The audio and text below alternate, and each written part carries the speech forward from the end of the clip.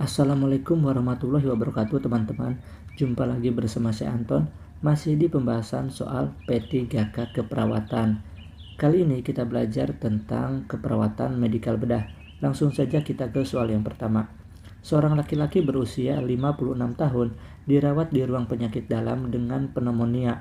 Hasil pengkajian fisik, pasien tampak sesak, suara napas ronchi pada paru kanan dan kiri, irreguler, dan terlihat penggunaan otot bantu pernafasan. Perawat sudah melakukan tindakan nebulisasi menggunakan ekspektoran, namun sekretnya masih sulit dikeluarkan. Terpasang oksigen nasal 3 liter per menit. Apakah tindakan perawatan selanjutnya? A. Mengatur posisi semi-Fowler. B. Melakukan fisioterapi dada. C. Melakukan auskultasi paru. D. Menganjurkan batuk efektif. Atau E. Menganjurkan untuk tarik nafas dalam. Kira-kira yang mana teman-teman jawabannya? Ini kan telah dilakukan nebulasi menggunakan ekspektoran atau pengencer dahak. Setelah dilakukan nebulasi, kita tepuk-tepuk punggungnya dan berikan getaran pada dada dan punggung. Jadi jawabannya adalah yang B. Melakukan fisioterapi dada. Soal nomor 2. Seorang laki-laki berusia 50 tahun dirawat di ruang penyakit dalam mengeluh nyeri dada kiri seperti ditekan benda berat. Nyeri berkurang dengan istirahat dan bertambah dengan aktivitas. Skala nyeri 6, perawat akan melakukan tindakan perekaman EKG pada pasien. Perawat akan memasang sadapan di V2. Di manakah lokasi pemasangan elektrode tersebut? A. Sela iga keempat garis sternal kanan. B. Sela iga keempat garis sternal kiri. C. Sela iga kelima mid clavikula. D. Sela iga kedua sternal kanan. Atau E. Sela iga kedua sternal kiri. Pemasangan elektrode EKG, maaf teman-teman, itu hanya dilakukan di ICS 4 dan 5 ya, atau sela iga sama saja. Jadi V1 itu dipasang di ICS 4 sternal kanan. Kemudian kalau V2 dipasang di ICS 4 sternal kiri. Jadi jawabannya adalah yang B. Kita bahas sampai V6 ya teman-teman. V3 dipasang di antara V2 dan V4. Jadi kita pasang dulu V4, itu dipasang di ICS 5 mid clavikula. Kemudian V5 dipasang di ICS 5 di aksila anterior. Nah ini V3 dipasang di antara ICS kedua dan 4. Terakhir V6 dipasang di ICS 5 di mid aksila. Baik, kita lanjut ke soal berikutnya. Pasien laki-laki berusia 80 tahun dirawat di penyakit dalam dengan gagal jantung grade 4. Pasien menyatakan telah siap meninggal dan lebih berbahagia bisa bertemu Tuhannya dan menolak untuk dilakukan tindakan apapun. Kondisi pasien menurun, kesadaran sopor koma, dan mengalami henti jantung. Perawat tetap melakukan tindakan RJP. Manakah prinsip etik yang dilanggar perawat pada kasus tersebut? A. Justice. B. Fidelity. C. Otonomi. D. Beneficent. Atau E. Non-maleficent. Nah, kita bahas satu persatu. Justice itu adalah keadilan.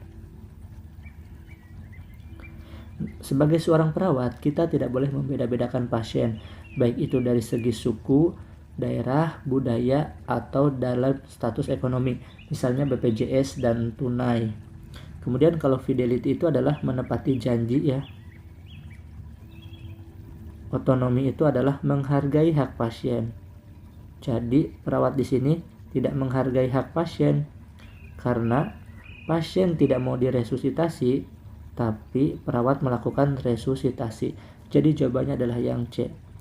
Kalau beneficent itu adalah berbuat baik. Non-maleficent itu adalah tidak merugikan.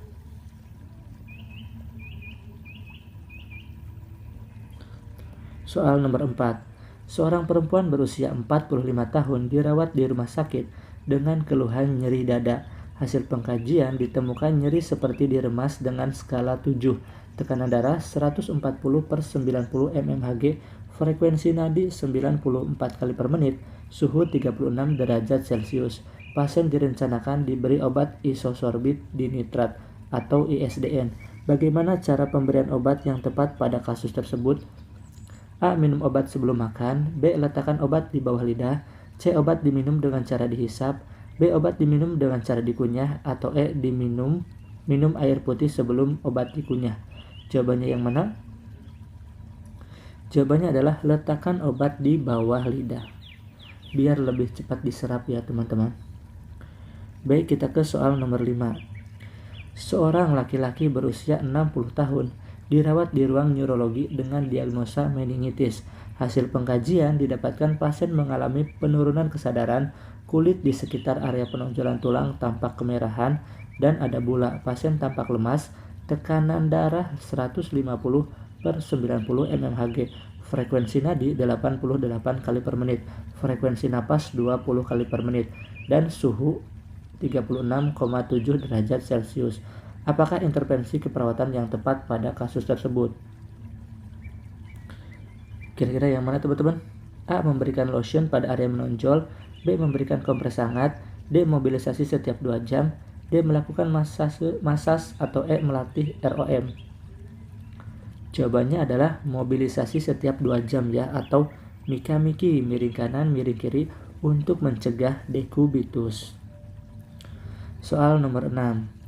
Seorang perempuan berusia 35 tahun dirawat di ruang neurologi pasca stroke hari kedua. Saat dilakukan pengkajian, tiba-tiba pasien mengalami kejang. Pasien terlihat kaku seluruh tubuh selama 1 menit. Wajah menoleh ke kiri, mulut mencong, mata mendelik. Apakah tindakan keperawatan yang tepat dilakukan pada kasus tersebut? A. Berikan posisi semi-Fowler. B. Observasi tanda-tanda vital. C. Jauhkan benda tajam. D. Miringkan pasien. Atau E. Pasang spatel. Kira-kira yang mana teman-teman? Jawabannya adalah miringkan pasien untuk mencegah jatuh lidah ke belakang. Lidah jatuh ke belakang dan menghambat atau menyumbat jalan napas. Soal nomor 7. Seorang laki-laki berusia 60 tahun dirawat di ruang penyakit dalam dengan diagnosa diabetes mellitus. Hasil pengkajian, pasien mengeluh lemas, berkeringat dingin, pucat, dan gelisah. Gula darah sewaktu 58 mg per desiliter. Pasien mendapatkan terapi insulin 10 internasional unit, namun tidak menghabiskan makanannya. Apakah intervensi yang tepat dilakukan pada pasien tersebut? A. Memberikan dextrose 40%. B. Memonitor glukosa darah. C. Memberikan minuman manis. D. Menganjurkan untuk segera makan nasi. Atau E. Menganjurkan menghentikan sementara obat diabetes. Jawabannya adalah yang C. Kalau yang A, memberikan dextrose itu untuk pasien yang tidak sadar.